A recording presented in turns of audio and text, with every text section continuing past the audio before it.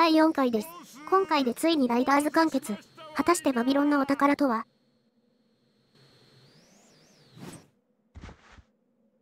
うまくいったか？こちらでございます、ボス。よこしな。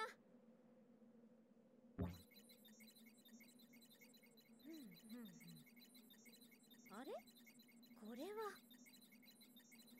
どうした？バビロンの財宝についてエッグマンの日記のようですわいな。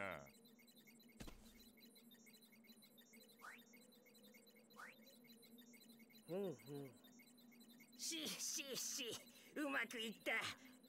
あの鳥どもはバビロンの財宝が宝石か何かだと思ってるようじゃ。バカめ。古代で最高の技術を誇ったバビロン族。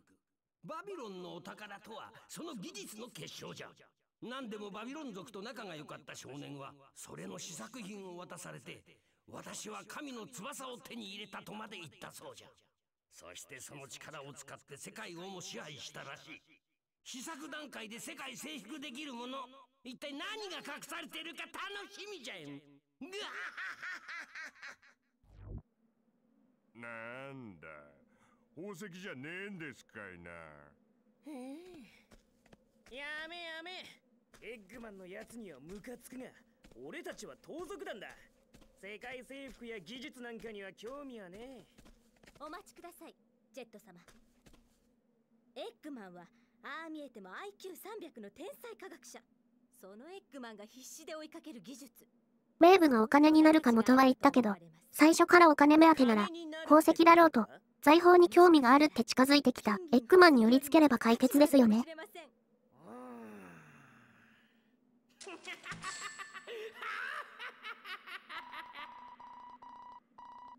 せっかく気持ちよく笑っていたのに水を差し寄って。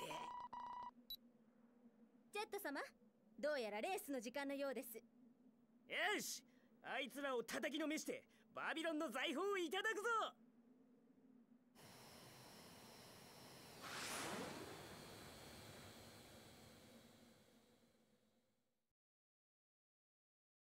コースはダークデザート。日食で真っ暗になった砂漠が舞台。サンドルーインと比べると劣化がほとんどない代わりにジャンプが多く速度を出すのが難しいです。スタート直後のジャンプはどっちに入れてもほとんど飛び方が変わらないのでお好みで。その先短い間隔でジャンプ台が続きますが、そのまま降りてもいいし、トリックする場合はスティック上から横での2回転が限界です。欲張って失敗するぐらいなら1回転で妥協しましょう。ジャンプエリアが終わると遅れている人限定のルートが登場。タービュランスに乗ってジャンプすると100リングがある足場に行けます。ただ100リングが取りにくいのがちょっと困りもの。取れれば一気に巻き返せるので必ず寄りましょう。その先の遺跡は3分岐になりますが、ストーリーの場合はそのまま真ん中を進んでグラインドを成功させましょう。失敗すると遠回りになるので注意。スティック回しのパートが終わった後ですが、右にグラインドレールが見えるものの、これは罠。グラインドが遠回りとなるので、そのまま正面に進み、ダッシュパネルに流されつつ、カーブのガイドが出たらドリフトです。これで1周となります。今のところ1位ですが、リングが少ないので、100リングのエリアに行きたいですね。ソニックが近くなので、適度に速度調整してタービュランスを作ってもらいましょう。よし、予定通り出来上がったので、あとは、これで上に登って、今度こそリングを。取れましたね。あとは逃げ切るだけです。そういえば、クロスワールドだと、前回のホワイトケイブが確定したわけですが、ライダーズからのコースはどれくらい出てくるんでしょうかね。エクストリームギアがある時点で、少なくとも一つだけみたいな扱いは絶対にないと思うのですが。アポトスがメインコースで、クロスワールドがホロスカのような情報も出ていますから、クロスワールドに選ばれた作品は、絶対にメインコースに出せないという法則も崩れてるんですよね。ただ、ライダーズのコースは、どうしても細かいジャンプが多数あったり、車で走る場合を考えると、地形的におかしい場所が多いのが引っかかりますね。そこで、個人的にこれは出せる、と予想してるのが、レッドキャニオンとバビロンガーデンですかね。特に、キャニオンは、それぞれの変形が、違和感なく入れられるシチュエーションがあり、バビロンガーデンも、空中と地上をバランスよく入れることができます。アポトスでソニックが話してたような、原作での出来事とかに触れるボイスがあると考えたらバビロンガーデンは欲しいのですが、果たしてどうなるか。ソニックが後ろの方なので余裕で逃げ切れ。そうですね、やっぱり100リングが強かった。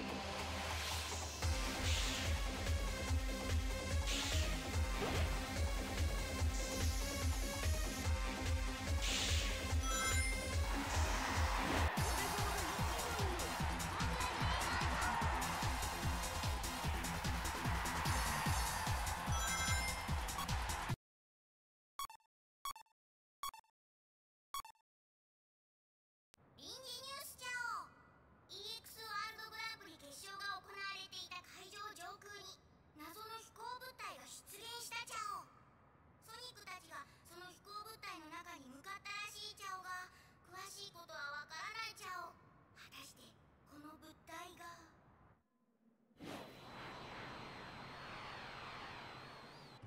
あら、おちびちゃんたちも来てたのね。ジェットとソニックが対決してるのと同時刻、それぞれ残りのメンバーで会っていたようですね。目標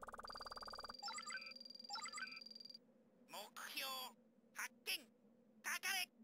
赤いロボは無事だったようですね。ストーリー上で語られないのでここで説明すると、赤ロボはもともとパーツを外したりが簡単にできるタイプだったんです。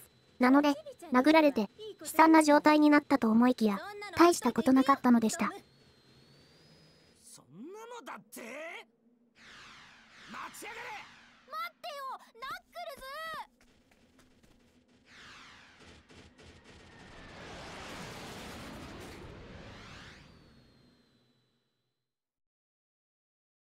コースはスカイロード、バビロンガーデンに似ていますが、壁がない場所が増えていたりして落ちやすくなっているので注意。ジャンプ台の使い方が大事です。バビロンガーデンと同じで、スタート直後真ん中にパワータイプでしか壊せないものがありますので、飛び出す位置に注意。着地後、同じような地形になっていますが、今回はバイク上の足場がないため、必ずドリフトで曲がりましょう。先の分岐はないので、好きな位置でいいです。ただし、門の位置にジャンプ台があります。このジャンプ台は、上に入れて飛ぶと、アイテムが取れない代わりに、風の道に乗れて非常にスムーズで、この道で横から飛び上がると、トリックでエアーも回復できます。必ずこっちに行きましょう。抜けたら、右側にジャンプ台。これで飛び上がってダッシュリングを乗り継いでいけるとスムーズです。その先のジャンプ台は、下入力が正解。ただし、タイミングが大事で、飛び始める位置が手前すぎると、上に着地できず遠回りになるので注意。2周目に入ると同時に、3方向の分岐となります。今回はフライタイプですので、左でいいです。仮に、真ん中が開いていても、前回と違って、フライのショートカットで十分ですので、空中操作は難しいと話しましたが、このコースでは、飛んでから正面に進むだけで、難しい操作がありませんので、苦手な人も大丈夫ですよ。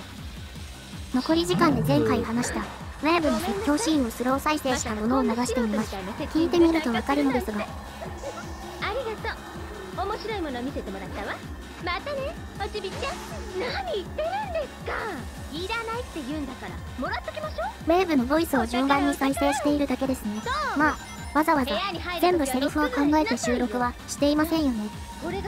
しかも、これ、地味にすごいことがあって、セリフの範囲が、ヒーローズ編からバビロン編の、このシーンまでしか含まれてないんですよね。仮に興味本位でスロー再生してしまった人がいても、ネタバレにならないという配慮が。そういえば、レベル1のまま走っていますが、まあショートカットするほどリング拾えませんので、そんなことも気にならないぐらいには、スムーズに進めるコースだったりします。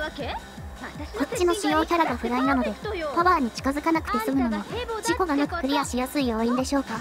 知識さえあれば終盤というのが、嘘のような難易度に。トームは何やってんのよ。ジェット様、どうしてそんなに落ち着いてるんですか。いいですか。ジェット様は盗賊団の団長なんですよ。団長なんですから、いつでも。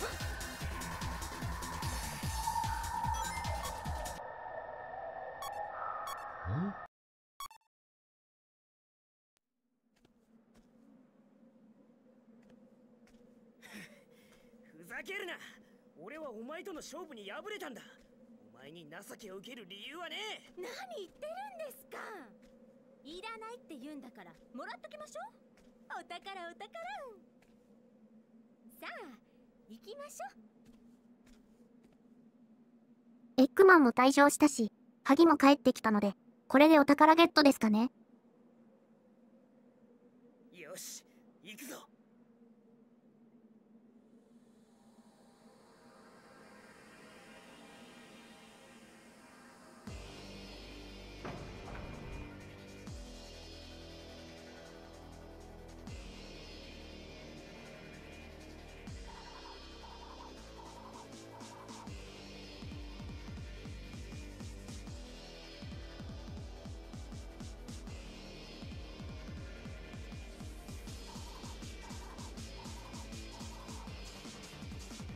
ソニックが方向を聞いて突然止まった結果、エミーが激突して転びます。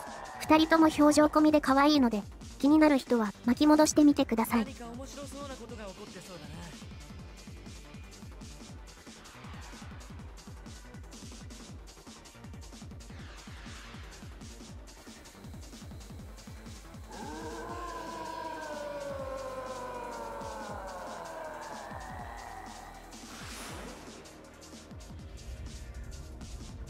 見てソニック、扉が閉まっていく。急ぐぜ。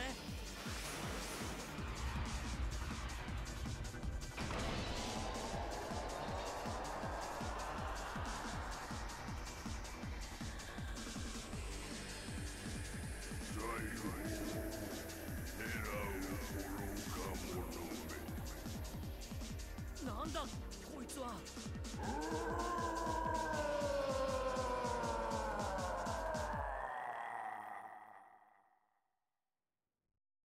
ラスボスのバビロンガーディアン戦です。コースは、シンプルな円形、前にいる壺にブースト状態でぶつかればダメージを与えられ、これを3回やれば倒せます。長引くと面倒なので、最速パターンで倒します。まずは、出遅れてタービュランスを出してもらい、エアーを節約。ジャンプ台で飛んで、しっかり、トリック、エアーを貯めて、そっからブースト、途中にあるアイテムボックスで、さらにエアーを補充し、石像があるあたりでぶつかります。一周で1ダメージしか与えられないため、これで大丈夫です。逆に、言うと、一周の間にダメージを与えられない時点で失敗となります。ダメージを与えると背景が変わりますが、影響はありません。周回が変わると戻ります。また、体当たりするために、エアーを補充です。グラインドレールを使いましょう。2周目直後、アイテムボックスからエアーを補充する前にブースト、そのまま2回出してぶつかりに行きます。また、3周目に備えて、エアーを貯めましょう。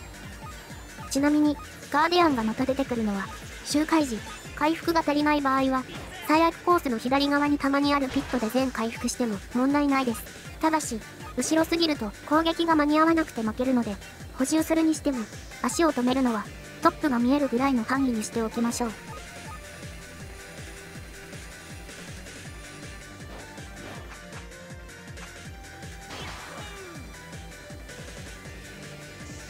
2周目と同じで、ブーストしながら、カプセル、その後も連発して、最速で攻撃します。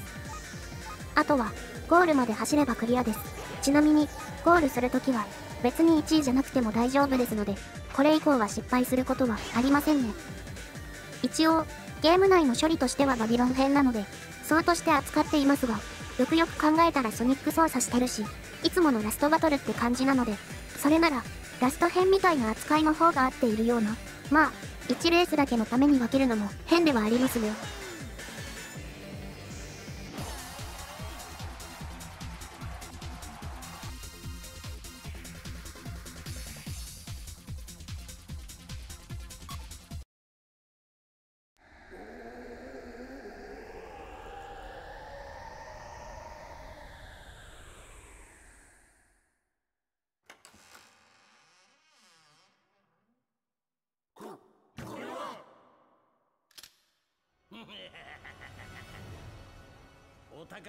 鍵も必要だし、途中で扉閉じていたのに、いつ入ったのでしょうか。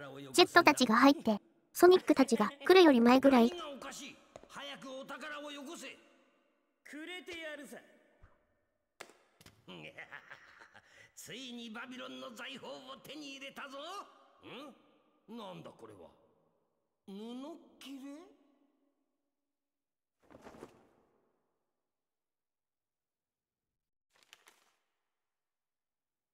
何ついに我々は画期的な発明に成功した。これさえあれば我々は空を飛ぶなんて重労働をせずに楽ちんに暮らすことができるだろう。バビロン盗賊団13代目団長ストールンだと？なるほど。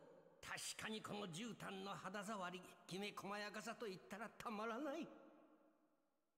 こんな素晴らしいものを作れるのはバビロン族だけじゃ。確かにこの絨毯なら世界の金持ちがこぞって欲しがるじゃろうって。そんなバカな、こんなもののためにワールドグランプリまで開いて。あれ、これって。あら、なかなかやるじゃない。おちびちゃんも気づいたみたいね。どういうことだ？これはただの絨毯じゃない。この絨毯の素材、エクストリーム一応さっきの手紙に空を飛ばなくてもと書いてあったので、それがヒントでしたね。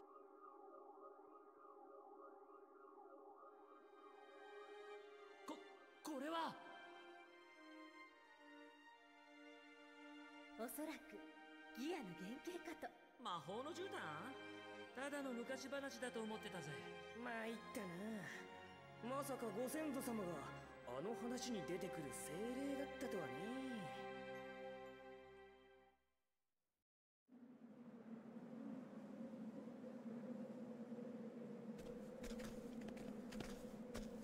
いいのか？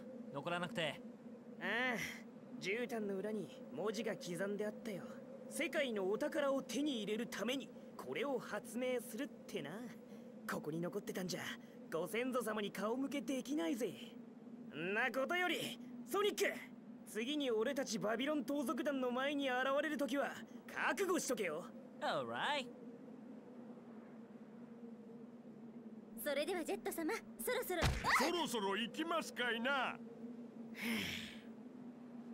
僕らも行こっか、ソニック。あ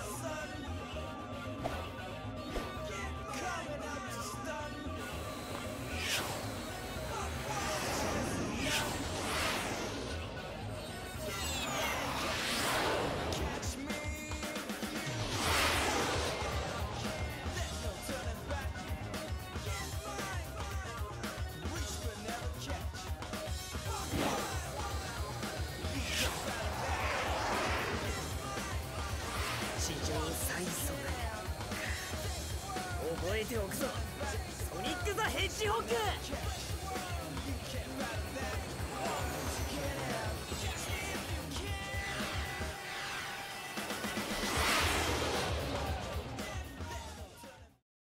終わりましたね。ラストはなんだかんだソニックとジェットもいい関係になっていて、やっぱりこのストーリーが好きなんですよね。そんなわけでクリアまでプレイしましたが、どうでしたか？次からは次回作になりますが、初代ライダーズのミッションモードがあるので、こちらもタイミングを見て解説付き攻略を公開していこうと思います。とりあえずはストーリーの振り返りが先ですね。それとチームソニックレーシングのストーリー振り返りですが、おそらくやると思います。ただしランブルの配信時期とかによってはどうしても更新が厳しくなりそうなので、中止がある可能性もご理解ください。ライダーズに関してはプレイ難易度の問題で全て公開します。日程的にもおそらく7月中には完結できる見込みです。さて、少し前に話していたギア紹介をしてしまいましょうか。時間内に全部は難しいので、シリーズ共通とかになるものを除いて、本作独自のユニークなものでも。まずは、こちら、トラップギア、トルネードが、今作限定のアクションのためレアです。トラップを仕掛けつつ、加速とかなり美味しい効果に思えますが、見ての通り、ステータスが控えめ、うまいこと攻撃を当てられないと厳しそうですね。次は、マジックカーペット。先ほどストーリーで出てきたものですね。弱点がカバーされているので、ステータスの低い数値は気にならないぐらい使いやすいです。しかし、プロトタイプで、こんな高性能とは、バビロンの技術力は恐ろしい。誰が乗っても飛行能力が使えます。もちろん、乗り手のタイプが持っているもう1個の能力も使えるため、これは便利。挙動も素直で、ストーリークリア報酬としては破格の性能と言えるでしょう。次は、キントーン。すべての能力が高いのですが、これが逆効果、初速が出すぎるのと曲がりすぎることから、細かい位置調整は苦手です。一応リミットが高すぎるので、そのまま走っても結構やれますが、壁にぶつかりまくるようでは、さすがに、普通のギアに劣ります。今作では、操作できるようになるまでが一番きついと思いますね。最後は、キャノンボール、エアブーストが使い放題ですが、走ることも含め、それ以外ではエアーを消費します。攻撃されると、一瞬でゼロになり、トリックではたまりません。回復するには、フィットか、レベルアップとかなり極端なギアですね。ゲーム性が変わるので面白いです。普通のルールには飽きた場合は、これで遊んでみましょう。さて、これでスタッフロールは終わりですが、この後解禁されるバイクギアのレースを1個おまけとしてつけるので、良ければもう少しお付き合いください。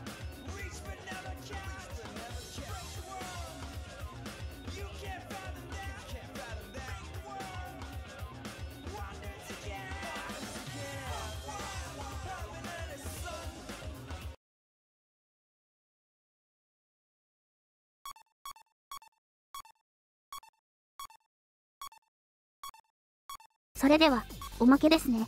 バイクギアは、それほど種類がないのですが、この作品では、唯一バイクしか乗れないエッグマンを使いましょう。ギアもキャラモデルとなる、いいライダーにします。バイク自体の特徴ですが、全体的に、ステータスが高めの傾向があり、普通に優秀な代わりに、エアーの消費がとても多いです。特に、このいいライダーは、通常バイクよりも消費量が多く、慣れないうちは、よくガス欠になるのを見ることになります。では、どうやって維持するかというと、とにかくタイプアクションができる場所では必ず行い、トリックも常に高ランクを狙っていくことになりますね。必然的に上級者でしか走れないのがバイクの魅力でもありますね。さすがは、最後に解禁されるタイプのギアなだけあります。そういえば、ライダーズでは、エッグマンはバイクしか乗れないため、エクストリームギアのモーションが存在しないんですよね。クロスワールドでは、エクストリームギアのために、全キャラに専用モーションを作成したとインタビューで言っていたので、エッグマンがついにボードを乗りこなす姿を見ることができるはず。もしかしたらまたバイクかもしれませんけど、バイクが出たら、それはそれで嬉しいですね。均等の話をした時に、ステータスが高すぎると、それは、それで操作しにくいみたいな話をしましたが、バイクに関しては、基礎動作が少し違うので、高性能でも制御しやすくなっており、大丈夫です。その分エアー管理が大変なんですがね。どちらが大変かと思うのは人によるとは思うのですが、やっぱりこういった癖の強いギアを乗りこなせるようになるのが、このゲームの楽しみでもありますよね。まあ、これだけ色々あっても、ストーリーやミッションは固定されたギアになるため、グランプリモードとタイムアタックモードぐらいでしか選択の余地がないのは少し寂しいのですが。では、改めてここまでご視聴ありがとうございました。次回は、続編のシューティングスタンストーリーのストーリー振り返り、攻略動画となります。初代のミッション攻略をするので、また投稿しますが、一旦、他の作品のストーリーが終わるまでお待ちください。それでは、ご視聴ありがとうございました。このチャンネルでは、ソニックシリーズの攻略をいろいろしています。もちろん、今年発売や配信の作品もどんどん取り扱っていきますので、気になる方はぜひチャンネル登録お願いします。この動画が役に立った、楽しめたのなら、ぜひ高評価もよろしくお願いします。それではまた、次回の動画にてお会いしましょう。